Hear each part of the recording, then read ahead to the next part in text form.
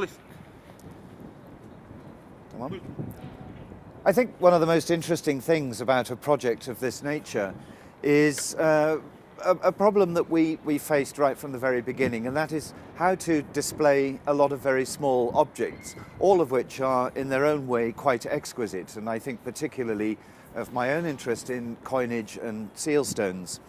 And one of the concepts that emerged from our early discussions was the marrying of the original objects to original texts and statements from the ancient world itself. I've always believed that the best commentary on the Greek and Roman civilization is actually produced by the Greeks and the Romans themselves. So what we've actually done in this collection is to produce a series of texts that illustrate ancient ways of thinking about the objects that we have on show. So we have texts from Ovid, from Pliny, from the early Greek elegists, particularly Callinus. And for this project, we've produced original versions, original translations of these in order to try to bring the objects to life.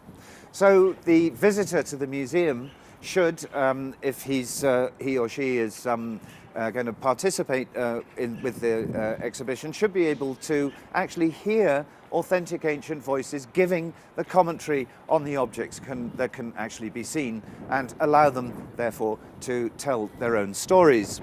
One example of this, I think, which is interesting, is the use of a number of portraits from Roman Egypt, some of the famous Fayum portraits, which illustrate the jewellery being displayed, actually being worn by middle-class Roman gentlemen and ladies.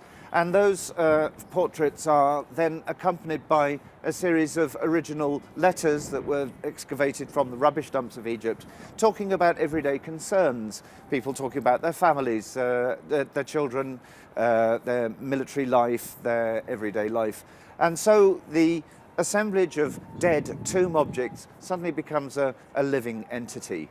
This, I think, is a new concept for Turkey, and one which I think can be expanded as the museum grows and as it settles.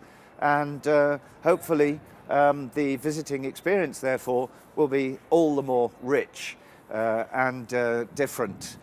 I think this is an interesting way of doing things, simply because there is always a danger that a museum can be a collection of dead objects. So we're basically trying to bring some life into it. And coupled with the beautiful building in which it is, the way they've been displayed, one hopes that the visitor, when leaving, will walk away with a vague idea, possibly, of what it meant to be Greek and Roman, and what it meant to live and to use the objects that are on show in the museum. A wide selection of all sorts of different things, and hopefully an overarching narrative of what it meant to be Greek or Roman, or even earlier in Anatolia, will go away with the visitor.